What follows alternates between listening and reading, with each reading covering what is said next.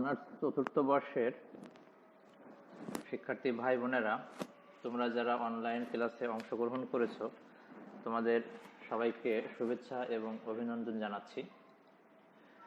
আমার নাম তোমরা সবাই জানো, তারপরেও বলছি যে আমি মোহাম্মদ আবু হানা মুস্তফা কামাল, সহকারী অধ্যাপক, রাষ্ট্রবিজ্ঞান বিভাগ, সরকারি এম কলেজ, যশোর। তো আজকে আমরা 3 নম্বর ক্লাস, অর্থাৎ আজকের ক্লাসের বিষয়বস্তু হচ্ছে আন্তর্জাতিক মুদ্রা তহবিল, IMF। তো তোমরা আমাকে সবাই চেনো হয়তোবা, তারপরেও আমার ছবি দেওয়া হলো যাতে তোমরা সহজেই আইডেন্টিফাই করতে পারো। তো আন্তর্জাতিক মুদ্রা তহবিলের নাম হয়তো তোমরা অনেকে শুনেছো, তারপরেও আজকে তোমরা আরো বিস্তারিত জানতে পারবে। তো শিক্ষার্থী ভাই বোনেরা, আন্তর্জাতিক মুদ্রা তহবিল, যার ইংরেজি প্রতিশব্দ বা elaboration international monetary fund, IMF। তো এটি জাতিসংঘ কর্তৃক অনুমোদিত স্বায়ত্তশাসিত আর্থিক প্রতিষ্ঠান। বিভিন্ন দেশের মুদ্রা মানের হ্রাস বৃদ্ধি পর্যবেক্ষণ করা এর প্রধান কাজ। এই সংস্থার কার্যক্রম শুরু হয় 1945 সালের 27 ডিসেম্বর থেকে। তো প্রতিষ্ঠাকালের সময়ে 29টি দেশ চুক্তিতে উপনীত হয়েছিল ওই সময়। তো এর সদর দপ্তর মার্কিন যুক্তরাষ্ট্রের ওয়াশিংটন ডিসিতে। তো ওয়াশিংটন ডিসি তোমরা নাম শুনেছ। তো যত অর্থনৈতিক যে সংগঠনগুলো আছে আন্তর্জাতিক, তার সদর দপ্তর অধিকাংশই ওয়াশিংটনে। তো বিভিন্ন দেশের মুদ্রানীতি এবং মুদ্রামানের হ্রাস বৃদ্ধি পর্যবেক্ষণ করা এই আন্তর্জাতিক সংস্থাটির অন্যতম প্রধান কাজ। তো এপ্রিল 12, 2016 খ্রিস্টাব্দ তারিখ পর্যন্ত 189টি রাষ্ট্র এই সংস্থার কার্যক্রমের আওতাভুক্ত হয়। অর্থাৎ আমরা বলতে পারি যে আন্তর্জাতিক মুদ্রা তহবিলের 2016 সাল পর্যন্ত 189টি সদস্য। তো আমরা দেখব যে কিভাবে এই আন্তর্জাতিক মুদ্রা তহবিল এটি কাজ শুরু করে এবং গঠিত হয়েছিল। তো আন্তর্জাতিক মুদ্রা তহবিলের ধারণা প্রথমে সূচিত হয় 1944 খ্রিস্টাব্দের 22 জুলাই এই তারিখে, অর্থাৎ দ্বিতীয় বিশ্বযুদ্ধ পরবর্তী। দ্বিতীয় বিশ্বযুদ্ধ তখন চলছে, আনুষ্ঠানিকভাবে দ্বিতীয় বিশ্বযুদ্ধ শেষ হয়নি 1944। আমরা জানি যে 1946 সালে দ্বিতীয় বিশ্বযুদ্ধ শেষ হয়। তো 1944 সালের 22 জুলাই কার্যক্রমের প্রবর্তন হয় এবং এটি হচ্ছে ব্রিটেন উডস সম্মেলন। আমরা আগের ক্লাসে পড়েছিলাম বিশ্বব্যাংক আলোচনায়, অর্থাৎ এই ব্রেটন উডস যে সম্মেলন, এই সম্মেলনে 3টা প্রতিষ্ঠান তৈরি হয় বা গঠিত হয়। একটি হচ্ছে বিশ্বব্যাংক, আরেকটি হচ্ছে IMF, আরেকটি হচ্ছে গ্যাট, GATT, গ্যাট। তো এই যে সম্মেলন, এই সম্মেলনে 45টি সদস্য রাষ্ট্রের অর্থনীতি এবং তাদের আন্তর্জাতিক লেনদেনের ভারসাম্য রক্ষার লক্ষ্য নিয়ে এই সম্মেলনটি হয় এবং মূলত তাদের লক্ষ্যই ছিল যে আর্থিক সম্মেলন, অর্থাৎ দ্বিতীয় বিশ্বযুদ্ধের ধ্বংসযজ্ঞ থেকে তারা রিকভারি করার জন্য, অর্থনীতিকে পুনর্জাগরণ করার জন্য মূলত তারা একত্রিত হয়েছিল এই সম্মেলনে। এবং এখানে 3টা প্রতিষ্ঠান গঠিত হয়। একটি হচ্ছে বিশ্বব্যাংক, আরেকটি IMF এবং আরেকটি হচ্ছে গ্যাট, GATT, গ্যাট পরবর্তীতে WTO তে রূপান্তরিত হয়। তো তোমরা পরে তোমাদেরকে আলোচনা করা হবে তোমাদের সঙ্গে। তো বিশ্বের বিভিন্ন দেশের সঙ্গে তৎকালীন যে ব্রিটিশ ভারতও যোগ দেয়, অর্থাৎ এই সংস্থার সাথে ব্রিটিশ ভারত যোগ দেয়, কারণ তখন তো ভারত স্বাধীনতা লাভ করেনি। তো ভারতের তরফে প্রতিনিধিত্ব করেন ভারতীয় রিজার্ভ ব্যাংকের প্রথম ভারতীয় গভর্নর চিন্তামন দ্বারকানাথ দেশমুখ, তোমরা হয়তো এর নাম শোনোনি এর আগে। ও ভারতের প্রথম অর্থমন্ত্রী রামসাময়েল কান্দসামী সানমুখাম চেট্টি, বিশাল বড় নাম, এটি তোমাদের মুখস্থ না করলেও হবে। 1945 খ্রিস্টাব্দের 27 ডিসেম্বর 29টি রাষ্ট্র আন্তর্জাতিক লেনদেন ব্যবস্থাকে স্থিতিশীল এবং নিয়ন্ত্রণযোগ্য রাখার লক্ষ্য নিয়ে একটি চুক্তি স্বাক্ষর করে। তো এর ভিত্তিতে আন্তর্জাতিক মুদ্রা তহবিল আনুষ্ঠানিকভাবে স্থাপিত হয়। আন্তর্জাতিক ব্যবসায় বাণিজ্যে স্থিতিশীলতা আনয়নই এই সংস্থার মূল লক্ষ্য। তো আসলে এই আন্তর্জাতিক মুদ্রা তহবিল যেটি গঠিত হয়েছিল, এটি তৎকালীন যে ধনী দেশগুলো ছিল, বিশেষ করে ইউরোপ এবং আমেরিকা, এই দুই মহাদেশের যে ধনী দেশ, তাদের অর্থনৈতিক পুনরুদ্ধারের জন্য তৈরি হয়েছিল। পরে আস্তে আস্তে এটা সারা বিশ্বে বিস্তার লাভ করে। তো আন্তর্জাতিক মুদ্রা তহবিলের একটি বোর্ড অফ গভর্নর্স আছে, যা এই সংস্থার সর্বোচ্চ নীতি নির্ধারক পর্ষদ। তো একজন মূল গভর্নর এবং প্রতিটি সদস্য রাষ্ট্রের জন্য একজন করে পর্যায়ক্রমিক গভর্নর নিয়ে এই বোর্ড অফ গভর্নর্স গঠিত। সদস্য দেশগুলো স্ব গভর্নর নিযুক্ত করে। তো আমরা এবার দেখব যে এই প্রতিষ্ঠানের মহাপরিচালক বৃন্দ। আমরা এর আগেই আলোচনা করেছিলাম যে ঐতিহ্যগতভাবে IMF এর যে মহাপরিচালক সেটা ইউরোপ থেকে হয়, এবং বিশ্ব ব্যাংকের যে মহাপরিচালক বা বিশ্ব ব্যাংকের প্রেসিডেন্ট, তিনি আমেরিকা থেকে হয় বা আমেরিকা মনোনীত। তো আমরা একটু দেখি যে কে কে এই দায়িত্ব পালন করেছিলেন। যেমন প্রথম মহাপরিচালক নাম হচ্ছে ক্যামিলে গার্ড, তিনি বেলজিয়ামের নাগরিক। 6 মে 1946 থেকে 5 মে 1951 পর্যন্ত তিনি দায়িত্ব পালন করেছিলেন, 5 বছর। এরপর দায়িত্ব পালন করেছিলেন ইভার রুথ, তিনি আগস্টের 3, 1951 থেকে অক্টোবর 3, 1956 তিনি সুইডেনের নাগরিক ছিলেন। এরপরে আমরা দেখব নভেম্বরের 21, 1956 থেকে মে 5, 1963 কার্যকাল দায়িত্ব পালন করেছিলেন পার জ্যাকবসন, তিনি সুইডেনের নাগরিক। এরপরে আমরা পাব পিয়েরে পল সুইৎজার, তিনি ফ্রান্সের নাগরিক।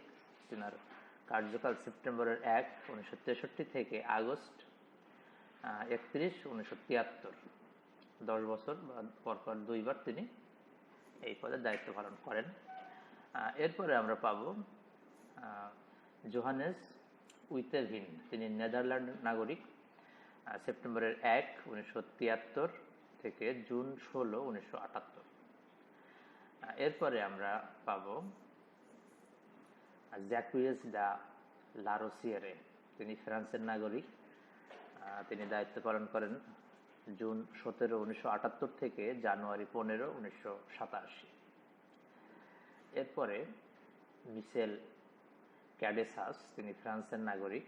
জানুয়ারি 16, 1987 থেকে ফেব্রুয়ারি 14, 2000 পর্যন্ত তিনি দায়িত্ব পালন করেন, অর্থাৎ 15 বছর প্রায়, বা 3 মেয়াদে তিনি দায়িত্ব পালন করেন। এরপরে আমরা পাব হর্স্ট কোয়েলার, তিনি জার্মানির নাগরিক। মে 1, 2000 থেকে মার্চ 4, 2004 তিনি 4 বছর দায়িত্ব পালন করেন। এরপরে আমরা পাব রডরিগো রাতো, তিনি স্পেনের নাগরিক। 7 জুন 2004 থেকে অক্টোবর 31, 2007 তিনি স্পেনের নাগরিক। এরপরে ডমিনিক স্ট্রস কান, তিনি ফ্রান্সের নাগরিক। আমরা বন্ধুরা দেখছি যে ফ্রান্সের নাগরিকই বেশি দায়িত্ব পালন করেছেন। তো ডমিনিক স্ট্রস কান, তিনি 1 নভেম্বর 2007 থেকে মে 18, 2011 পর্যন্ত দায়িত্ব পালন করেন। এরপরে ক্রিস্টিন লাগার্ড, তিনি ফ্রান্সের নাগরিক। তিনি দায়িত্ব পালন করেন জুলাই 5, 2011 থেকে সেপ্টেম্বর 12, 2019 পর্যন্ত, এবং বর্তমান দায়িত্ব পালনরত রয়েছেন বুলগেরিয়ার নাগরিক ক্রিস্তালিনা জর্জিয়েভা। তিনি 1 অক্টোবর 2019 থেকে বর্তমান পর্যন্ত এই পদে দায়িত্ব পালন করছেন। এরপরে আমরা আলোচনা করব আন্তর্জাতিক মুদ্রা তহবিলের যে ঋণ দান নীতি, অর্থাৎ কিভাবে আন্তর্জাতিক মুদ্রা তহবিল ঋণ দিয়ে থাকে। তো আন্তর্জাতিক মুদ্রা তহবিল ঋণ প্রদানের ক্ষেত্রে সুনির্দিষ্ট নীতি বা পদ্ধতি অনুসরণ করে থাকে। বন্ধুরা, এই সংস্থার নিয়ম অনুযায়ী প্রত্যেক সদস্য রাষ্ট্রের জন্য বিদেশি মুদ্রা গ্রহণের ক্ষেত্রে একটি নির্দিষ্ট পরিমাণ বা কোঠা নির্ধারণ করা হয়েছে। এ কোঠার বাইরে কোনো সদস্য রাষ্ট্র ঋণ গ্রহণের সুযোগ পায় না। তো নিজ প্রয়োজন অনুযায়ী প্রত্যেক সদস্য রাষ্ট্র প্রতি বছর তাদের জন্য নির্ধারিত 25% থেকে শুরু করে 200% পর্যন্ত অন্য দেশের মুদ্রা আন্তর্জাতিক মুদ্রা তহবিল থেকে গ্রহণ করতে পারে। কোন অর্থনীতিবিদগণ এই নিয়মকে কোটা সম্পর্কিত সীমাবদ্ধতা বলে অভিহিত করেছেন। তো কোটা সম্পর্কিত এই সীমাবদ্ধতার কারণে কোনো সদস্য রাষ্ট্রের পক্ষেই তহবিল হতে যথেচ্ছভাবে ঋণ গ্রহণ করা সম্ভব হয়ে ওঠে না। ঋণ দানের ক্ষেত্রে IMF এর সবচেয়ে বড় প্রতিবন্ধকতা হলো কোনো সদস্য দেশ ঋণ বা আন্তর্জাতিক দায় পরিশোধের ক্ষেত্রে প্রতিকূল অবস্থায় পতিত হলে সংশ্লিষ্ট দেশকে স্ব-উদ্যোগে ঋণের জন্য চেষ্টা করতে হয়। আন্তর্জাতিক মুদ্রা তহবিল থেকে কোনো দেশের জন্য ঋণ অনুমোদন করা হলে সেই গৃহীত ঋণের জন্য উক্ত দেশের নিকট থেকে সুদ আদায় করা হয় এবং ঋণের জন্য সংশ্লিষ্ট দেশকে পর্যাপ্ত পরিমাণে জামানত রাখতে হয়। তো আন্তর্জাতিক মুদ্রা তহবিলের সদস্য রাষ্ট্রগুলোর মধ্যে যে সকল দেশের মুদ্রার বন্টন এ সংস্থাটি কর্তৃক পরিচালিত ও নিয়ন্ত্রিত হয়, এটি প্রতিষ্ঠিত হওয়ার পর থেকে এই পর্যন্ত দেখা গেছে যে যদি কোনো সদস্য দেশের বিদেশি মুদ্রা গ্রহণের জন্য পূর্ব নির্ধারিত কোটার শতকরা 75% বেশি হয়, তাহলে উক্ত দেশের মুদ্রাকে আন্তর্জাতিক মুদ্রা তহবিল দুর্লভ মুদ্রা বলে ঘোষণা করে এবং ওই দুর্লভ মুদ্রাকে স্বর্ণের বিনিময়ে ক্রয় করে অথবা ঋণ হিসেবে উক্ত মুদ্রা গ্রহণ মুদ্রা সম্পর্কিত সমস্যার সমাধান না হয়, তখন এই সংস্থাটি এর সদস্যভুক্ত অন্যান্য রাষ্ট্রকে উক্ত দেশ থেকে পণ্য আমদানি করার জন্য আন্তর্জাতিক মুদ্রা তহবিলের পক্ষ থেকে নির্দেশনা দেওয়া হয়। তো এটাই মূলত আমরা দেখলাম যে আন্তর্জাতিক মুদ্রা তহবিলের ঋণ দান নীতি। তো আমরা অত্যন্ত সংক্ষেপে আলোচনাটি করলাম। তো আন্তর্জাতিক মুদ্রা তহবিলের ঋণ দান নীতি এটি একটি গুরুত্বপূর্ণ প্রশ্ন। এটা অনেক সময় সংক্ষিপ্ত প্রশ্ন হয়, আবার ব্রড প্রশ্ন আসতে পারে। তো তোমরা যদি মূল জিনিসটা জেনে রাখো তাহলে তোমাদের জন্য ভালো হবে, তোমরা পরীক্ষাতে এটা অ্যান্সার করতে পারবে। তো আসলে একটু জটিল আছে, আরও আমরা তো সহজেই আলোচনাটি করলাম। ঋণ দান নীতিটা অনেকটা জটিল, আমরা অত ডিটেলসে আর যাব না। এরপরে আমরা আলোচনা করব আন্তর্জাতিক মুদ্রা তহবিলের কার্যাবলী, অর্থাৎ আন্তর্জাতিক মুদ্রা তহবিল কি কি কাজ সম্পাদন করে। তো শিক্ষার্থী ভাই বোনেরা, আসলে এটি যেহেতু একটি আন্তর্জাতিক একটা সংগঠন, সুতরাং এর অনেক কাজ সারা বিশ্বব্যাপী এই সংস্থাটি কাজ করে। যেহেতু আমরা প্রথমেই দেখেছি যে এর সদস্য রাষ্ট্র 189টি, তো জাতিসংঘের সদস্য 193টি রাষ্ট্র। তাহলে আমরা বলতে পারি যে এটি সারা বিশ্বব্যাপী এক কার্যক্রম। এটি মূলত যেটা আমরা পড়লাম যে বিভিন্ন দেশকে এটি ঋণ দান করে থাকে। তো আইএমএফ বর্তমান বিশ্বে বিশ্ব ব্যাংকের পরে সর্ববৃহৎ আর্থিক প্রতিষ্ঠান এটি। এ কারণে একে বিশ্ব ব্যাংকের যমজ ভাই বলে অভিহিত করা যায়। আর মানে এটা কারণ হচ্ছে যে দ্বিতীয় বিশ্বযুদ্ধের অব্যবহিত পরেই বিশ্ব ব্যাংকের জন্ম লগ্নেই এই প্রতিষ্ঠানটি জন্ম লাভ করেছে। অর্থাৎ একসঙ্গেই একই সম্মেলনের মাধ্যমে বিশ্ব ব্যাংক এবং আইএমএফ গঠিত হয়, ডাব্লিউটিও গঠিত হয়, মানে গ্যাট। কিন্তু কাজ শুরু করার ক্ষেত্রে বিশ্ব ব্যাংক আগে কাজ শুরু করে। তো লক্ষ্য উদ্দেশ্যের দিক থেকেও দুটি প্রতিষ্ঠান একই ধরনের কাজ সম্পাদন করে, আবার সদস্যপদ লাভের দিক থেকেও একই ধরনের প্রক্রিয়া অনুসরণ করে থাকে। তো এই অবস্থার পরিপ্রেক্ষিতে একটি আন্তর্জাতিক অর্থনৈতিক সংস্থা হিসাবে আন্তর্জাতিক মুদ্রা তহবিল আইএমএফ, ইন্টারন্যাশনাল মনিটারি ফান্ড, সূচনা লগ্ন থেকে বিশ্ব অর্থনীতিতে এটি গুরুত্বপূর্ণ ভূমিকা পালন করে আসছে।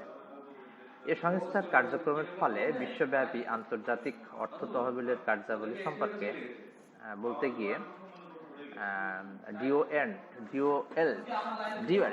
বলেন, the international monetary fund is a pool the International Monetary Fund is a pool of central bank to promote international monetary cooperation through the permanent institution. তো আন্তর্জাতিক মুদ্রা তহবিল যেসব কাজ পরিচালনা করে সেগুলো আমরা এবার ধারাবাহিকভাবে একটু আলোচনা করার চেষ্টা করব। তো শিক্ষার্থী ভাই বোনেরা, তোমরা মনোযোগ সহকারে এই আমার ভিডিও ক্লাসে দেখো এবং শোনো, তাহলে তোমাদের আর অতিরিক্ত বই পড়া লাগবে না। এখান থেকে তোমরা জ্ঞান অর্জন করতে পারবে এবং পরীক্ষার প্রশ্নে অ্যান্সার করতে পারবে বলে আমার বিশ্বাস। তো আমরা যে কাজটি পাবো প্রথমে, সেটি হচ্ছে বিশ্ব বাণিজ্য বর্ধিতকরণ। তো শিক্ষার্থী ভাই বোনেরা, আসলে বিশ্ব বাণিজ্য এটা বিশ্বায়নেরই একটা আধুনিক রূপ, যেটা আমরা প্রথম ক্লাসে দেখেছি। বিশ্বায়ন প্রক্রিয়ায় আইএমএফ, তারপরে ওয়ার্ল্ড ব্যাংক এগুলোর ভূমিকা পালন করে। তো আমরা এবার পাবো যে বিশ্ব বাণিজ্য বর্ধিতকরণ, অর্থাৎ সারা বিশ্বে বাণিজ্য বাড়ানোর জন্য আইএমএফ কাজ করে থাকে। তো এটি বলা যায় যে বিশ্ব ব্যাংকের একটি গুরুত্বপূর্ণ কাজ, কেননা আন্তর্জাতিক মুদ্রা তহবিল মূলত সমগ্র বিশ্বের অর্থ ও বাণিজ্যকে কেন্দ্র করে গড়ে উঠেছে। তাই বিশ্বের উন্নয়নশীল ও স্বল্পোন্নত বিভিন্ন রাষ্ট্রের মধ্যে বাণিজ্য বাড়ানো ও বাণিজ্য ঘাটতি দূরীকরণে আন্তর্জাতিক মুদ্রা তহবিল এটি কাজ করে। কারণ আন্তর্জাতিক মুদ্রা তহবিল মনে করে যে বাণিজ্য বর্ধিতকরণ ছাড়া বিশ্ব অর্থনীতিতে গতিশীলতা আনয়ন করা সম্ভবপর নয়। তাছাড়া বিশ্বায়ন প্রক্রিয়ার একটি এজেন্ট হিসেবে আন্তর্জাতিক মুদ্রা তহবিল বিশ্ব বাণিজ্য বর্ধিতকরণে গুরুত্বপূর্ণ ভূমিকা পালন করে থাকে। এভাবেই মূলত আমরা দেখি যে বিশ্ব বাণিজ্য সম্প্রসারণের জন্য আইএমএফ বা ইন্টারন্যাশনাল মনিটারি ফান্ড গুরুত্বপূর্ণ ভূমিকা পালন করে। এরপরে আমরা আন্তর্জাতিক মুদ্রা তহবিলের কাজ পাবো যে স্থিতিশীল বিনিময় হার চালু রাখা। তো আন্তর্জাতিক যে মুদ্রা ভান্ডার, মানে এটাকে আবার আন্তর্জাতিক মুদ্রা ভান্ডারও বলে, যেহেতু আন্তর্জাতিক মুদ্রা তহবিল মানে অন্য ভাষায় বললাম আর কি, আইএমএফ এর অন্যতম একটি কাজ যে বিশ্বব্যাপী মুদ্রা বিনিময় হারকে স্থিতিশীল রাখা।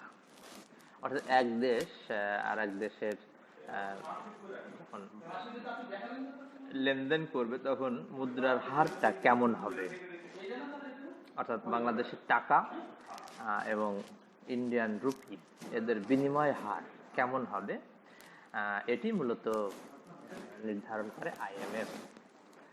তো তাই এই তহবিল সদস্যভুক্ত দেশসমূহের বিনিময় হার স্থিতিশীল রাখতে কাজ করে। তো এই উদ্দেশ্যকে সফল করার জন্য আন্তর্জাতিক মুদ্রা তহবিল মুদ্রার মান ও স্বর্ণের মানের মধ্যে সামঞ্জস্য রক্ষা করে। অবশ্য মুদ্রার মান যাতে একেবারে অপরিবর্তিত না হয় সেই দিকেও আইএমএফ বিশেষ নজর রাখে। উল্লেখ্য যে আন্তর্জাতিক মুদ্রা তহবিল কোনো রাষ্ট্র সদস্য হিসেবে যোগদানের সময় স্বর্ণ বা ডলারের সঙ্গে সংশ্লিষ্ট দেশের মুদ্রার মান নির্ধারণ করে দেয়। তো এটি হচ্ছে আইএমএফ এর অন্যতম একটি কাজ। এরপরে আমরা দেখব যে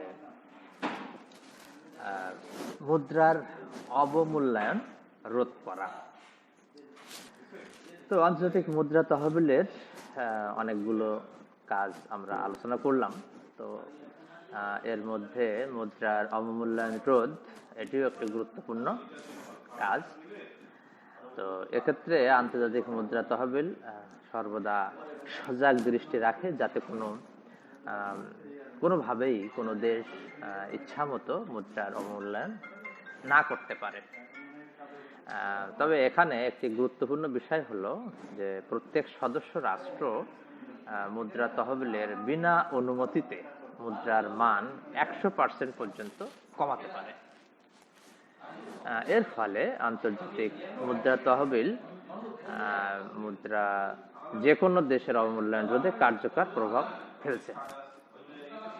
তো এভাবেই আমরা দেখি যে আইএমএফ মুদ্রার অবমূল্যায়ন রোধ করার জন্য কাজ করে থাকে।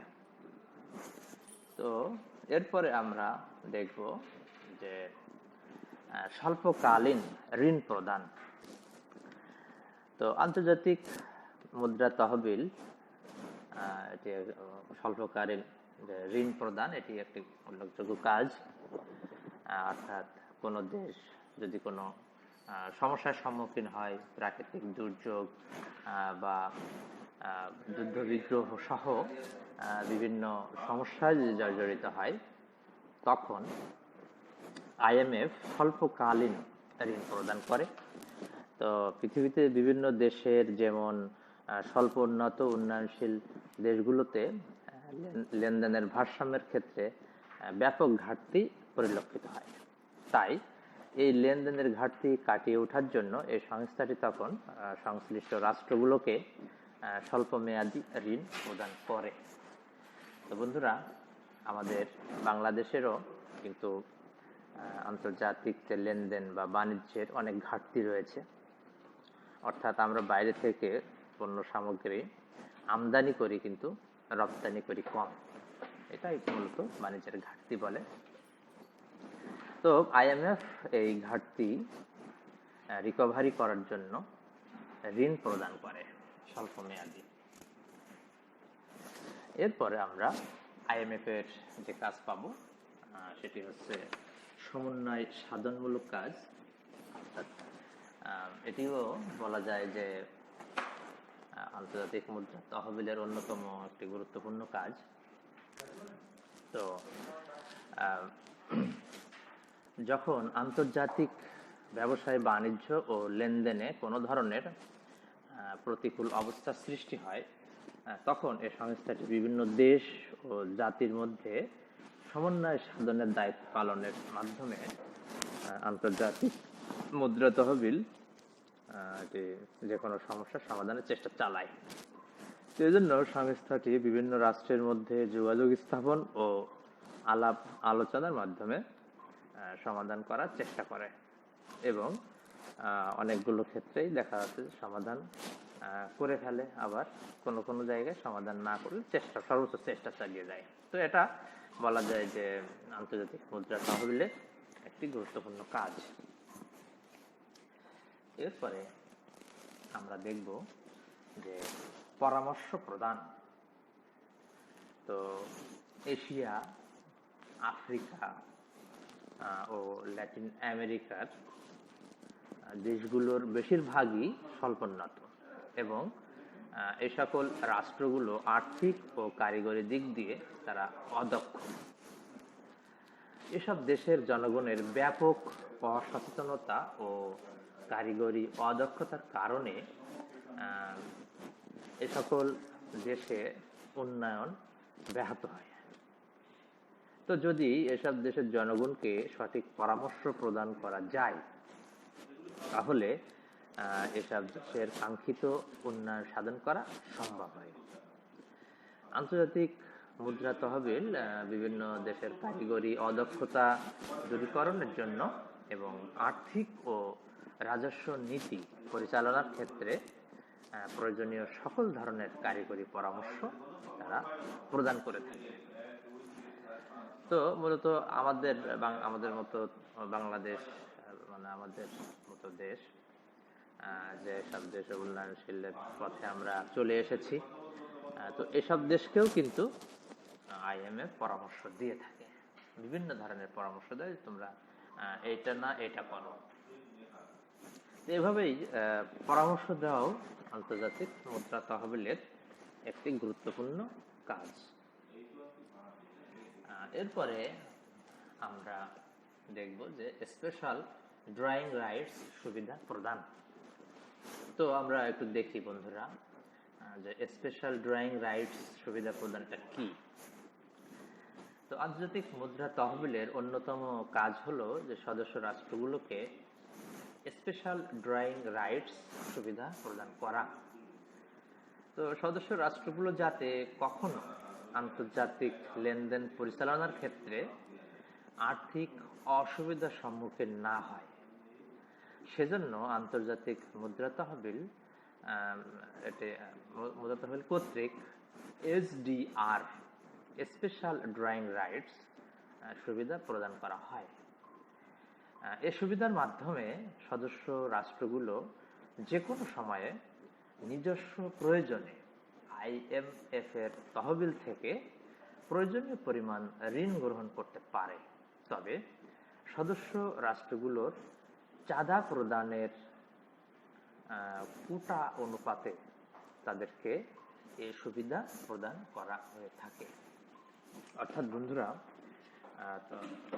তোমার সাথে আলোচনাই করা হয়নি যে IMF এর যে সদস্য রাষ্ট্র 189টি, মূলত IMF এর আয় কোথা থেকে আসে, তাই না? তারা তো ঋণ প্রদান করবে, তাহলে তারা কোথা থেকে আয় করবে? আয় করবে হচ্ছে এই যে সদস্য রাষ্ট্র আছে, এই সদস্য রাষ্ট্র থেকে বা সদস্য রাষ্ট্রের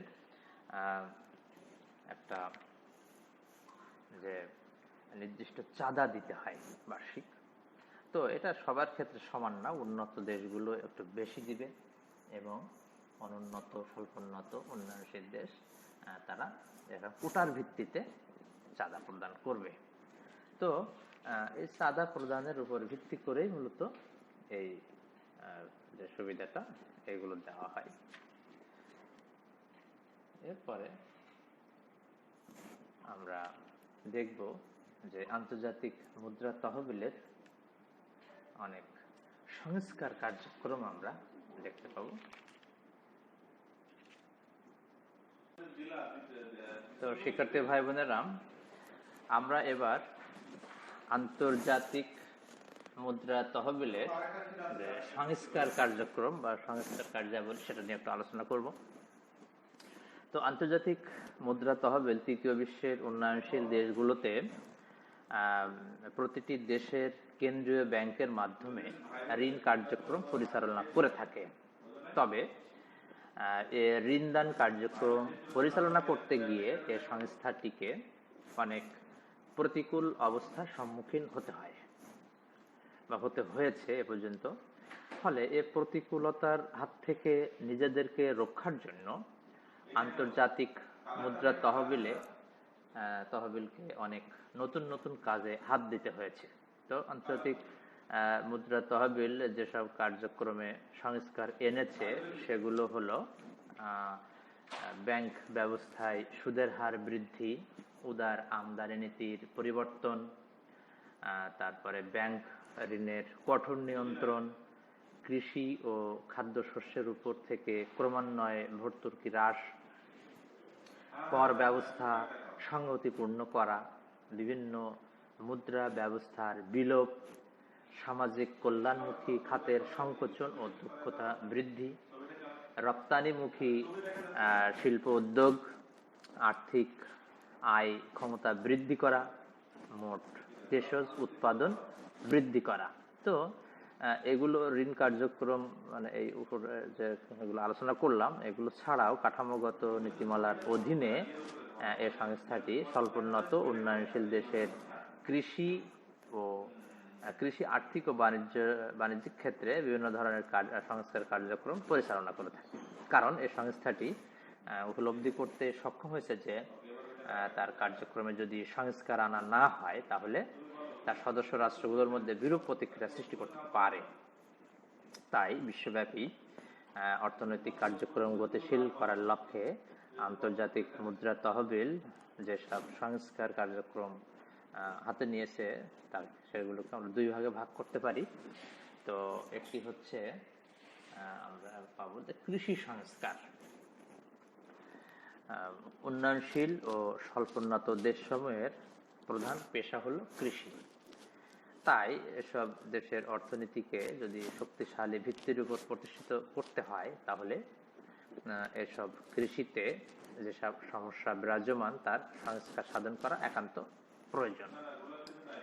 তো আমরা এই আন্তর্জাতিক মুদ্রা তহবিল কর্তৃক কৃষি ক্ষেত্রে যেসব সংস্কার আনা হয়েছে বা যেগুলো তারা মনে করেছে যে এইসব ক্ষেত্রে সংস্কার দরকার, সেই ক্ষেত্রগুলো হলো যে কৃষি উপকরণের সরবরাহ বৃদ্ধি, সার থেকে ভর্তুকি প্রত্যাহারের ব্যবস্থা করা, কৃষির অন্যান্য উপকরণ থেকে ভর্তুকি প্রত্যাহারের ব্যবস্থা করা, কৃষি ক্ষেত্রে উন্নয়নের জন্য ব্যক্তি খাতের উন্নয়ন, কৃষি উপকরণ সরবরাহ ব্যবস্থার ব্যাপক বেসরকারীকরণ, তারপরে পাবো আমরা কৃষি যন্ত্রপাতি যোগান ব্যবস্থার বেসরকারীকরণ।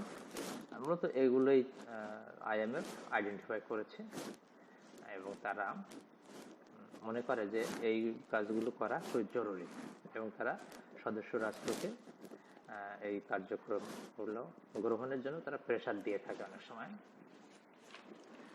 এরপরে আমরা পাবো বাণিজ্য সংস্কার। তো আন্তর্জাতিক মুদ্রা তহবিল বিশ্বব্যাপী বাণিজ্য সংস্কারের জন্য নানাবিধ পদক্ষেপ গ্রহণ করে থাকে। কারণ তৃতীয় বিশ্বের কৃষির পাশাপাশি এসব দেশে শিল্পের উন্নয়নও আসলে অপরিহার্য একটি বিষয়। কারণ এসব দেশের কৃষিতে যথাযথ উন্নয়ন সাধন করতে হলে কৃষির পাশাপাশি শিল্পের উন্নয়নও করতে হবে। বিশেষ করে কৃষিভিত্তিক শিল্পের প্রসার ঘটাতে হবে। তাহলে উন্নয়নশীল দেশে যেসব কৃষি পণ্য রয়েছে সেগুলো থেকে যেসব প্রক্রিয়াজাত পণ্য উৎপাদন হয় সেটা সম্ভব। তো এজন্য তৃতীয় বিশ্বের শিল্পের প্রসার ঘটানোর লক্ষ্যে শিল্পক্ষেত্রে আন্তর্জাতিক মুদ্রা তহবিলকে সংস্কার কার্যক্রম হাতে নিতে হয়েছে। অর্থাৎ বন্ধুরা আমরা যেটা বুঝলাম যে কৃষির পণ্য যেগুলো আছে সেই কৃষির পণ্য প্রক্রিয়াজাতকরণ বা সেগুলোকে আরো মডার্নাইজ করা, ভোক্তার কাছে পৌঁছে দেওয়া, এগুলোর জন্য মূলত শিল্পের দরকার এবং শিল্পের জন্য কৃষি দরকার। শিল্পের কাঁচামাল হিসেবে আসবে কৃষি দ্রব্য। তো এই জন্য IMF কৃষি সংস্কারের পাশাপাশি বাণিজ্য সংস্কার বা এটা বলা যায় শিল্প সংস্কারের দিকে নজর দিয়েছে। তো তৃতীয় বিশ্বে শিল্প উন্নয়নে আন্তর্জাতিক মুদ্রা তহবিলের যে সংস্কার কার্যক্রম তার মধ্যে বলা যায় যে বৈদেশিক বাণিজ্য দ্রুত বৃদ্ধি করা, রপ্তানিমুখী শিল্প স্থাপনের দিকে দেশকে ধাবিত করা, অনুকূল লেনদেনের ব্যবস্থা করা, তারপরে হচ্ছে অনুকূল লেনদেনের ব্যবস্থা এবং ভারসাম্য অর্জনের লক্ষ্যে ব্যাপক সংস্কার করা, রপ্তানি নীতি সংস্কার করা, এরপরে বিনিয়োগ সহায়তা সহ ব্যাপকভাবে আমদানি উৎসাহিত করা, তারপরে শুল্ক যুক্তিসঙ্গত করা। তো মূলত এগুলোই আমরা পেলাম যে আন্তর্জাতিক মুদ্রা তহবিলের সংস্কার কার্যক্রম। তো এরপরে আমরা ক্লাসের শেষ পর্যায়ে চলে আসছি। এখন আমরা দেখব যে আন্তর্জাতিক মুদ্রা তহবিলের যে কার্যক্রম সেগুলোর একটু মূল্যায়ন আমরা একটু আলোচনা করব। তো আন্তর্জাতিক মুদ্রা তহবিল যেসব সংস্কার কার্যক্রম গ্রহণ করেছে, তার উদ্দেশ্য হলো বিশ্বব্যাপী মুদ্রা বাজারকে স্থিতিশীল রেখে বিশ্ব বাণিজ্যকে সুসংহত করা। তবে এর সংস্কার কার্যক্রম পর্যালোচনা করলে আমরা দেখব যে কৃষি ক্ষেত্রে যেসব সংস্কার করা হয়েছে তা দরিদ্র দেশগুলোর জন্য ক্ষতিকর বিবেচিত হয়েছে, কারণ উন্নয়নশীল দেশগুলোর অধিকাংশই কৃষি নির্ভর। আন্তর্জাতিক মুদ্রা তহবিলের সংস্কার কার্যক্রম অনুসারে কৃষি ক্ষেত্রে সার ও যন্ত্রপাতির উপর ভর্তুকি হ্রাস করা হলে এসব দেশের কৃষির উপর বিরাট ক্ষতির প্রভাব পড়বে। উন্নয়নশীল দেশের কৃষি নির্ভর অর্থনীতি ধ্বংস হয়ে যাওয়ার সম্ভাবনা এখানে প্রবল। তাছাড়া উন্নয়নশীল দেশগুলোতে দরিদ্র কৃষকরা সরকারের নিকট থেকে সহায়তা না পেলে তাদের পক্ষে তাদের নিজ নিজ পেশা টিকিয়ে রাখা সম্ভব নয়। আন্তর্জাতিক মুদ্রা তহবিল তার সংস্কার কার্যক্রমে কৃষি ক্ষেত্রে বেসরকারি খাতের উপর জোর দিয়েছে, কিন্তু এসব দেশে বেসরকারি খাত সবসময় অধিক মুনাফা লাভের পিছনে ছুটে চলে। তারা কখনোই দরিদ্র জনগোষ্ঠীর কল্যাণের কথা ভাবে না। তো বর্তমান বিশ্বায়নের যুগে বেসরকারি খাতের প্রতিষ্ঠানগুলো অলাভজনক খাত কিংবা জনকল্যাণের খাতকে অগ্রাধিকার দিতে চায় না। ইতিমধ্যে কৃষি খাতে যেসব সংস্কার আনা হয়েছে তার ফলশ্রুতিতে আমরা লক্ষ্য করি যে কৃষি উন্নয়নশীল দেশের প্রধান পেশা হলেও তা আজ ধনী দেশগুলোর হাতে বন্দী হয়ে পড়েছে। উন্নত দেশগুলো কৃষির যাবতীয় যন্ত্রপাতি, সার, ওষুধ ইত্যাদি সরবরাহকারী। তো সমগ্র বিশ্বে আজ তারা কৃষির উৎপাদন নিয়ন্ত্রণে ভূমিকা রাখছে, যা আসলে আন্তর্জাতিক মুদ্রা তহবিলের সংস্কার কার্যক্রমের অংশ। তো বন্ধুরা, আমরা ক্লাসের শেষ প্রান্তে চলে এসেছি। তোমরা মনোযোগ সহকারে এই আন্তর্জাতিক মুদ্রা তহবিলের ক্লাসটি দেখবে এবং শুনবে, তাহলে তোমাদের আর নতুন করে পড়ার দরকার হবে না। যেহেতু আন্তর্জাতিক মুদ্রা তহবিল থেকে প্রত্যেক বছরই একটা দুটা করে প্রশ্ন থাকে, অর্থাৎ ব্রড প্রশ্ন এবং শর্ট প্রশ্ন। তো মূলত এগুলো আলোচনা করলে, এগুলো যদি তোমরা ভালো করে স্টাডি করো যে তার জন্ম কিভাবে তৈরি হলো, তার ঋণদান নীতি, আইএমএফ এর কার্যক্রম, এগুলো আলোচনা করতে পারলেই বা এগুলো দুই ফাঁক কলম লিখে দিতে পারলেই তোমরা ভালো নাম্বার পাবে। সেই জন্য আমি তোমাদের কাছে অনুরোধ করবো যে তোমরা ক্লাসটি ভালোভাবে দেখো, শোনো, এবং যদি কোনো বিষয় অস্পষ্ট থাকে তাহলে যে ওয়েবসাইট আছে গুগলে সার্চ দিলেও তোমরা জানতে পারবে। যদি তোমাদের কাছে বই না থাকে তাহলে গুগলে সার্চ দিলে আইএমএফ সম্পর্কে অনেক তথ্য তোমরা জানতে পারবে। তো ঠিক আছে, আজকে ক্লাস এ পর্যন্তই। তোমাদের সকলের সুস্বাস্থ্য এবং মঙ্গল কামনা করছি এবং পরবর্তী ক্লাস দেখার জন্য অনুরোধ করছি। তো তোমরা ধৈর্য ধরে ভিডিওটি দেখার জন্য তোমাদেরকে অনেক অনেক ধন্যবাদ।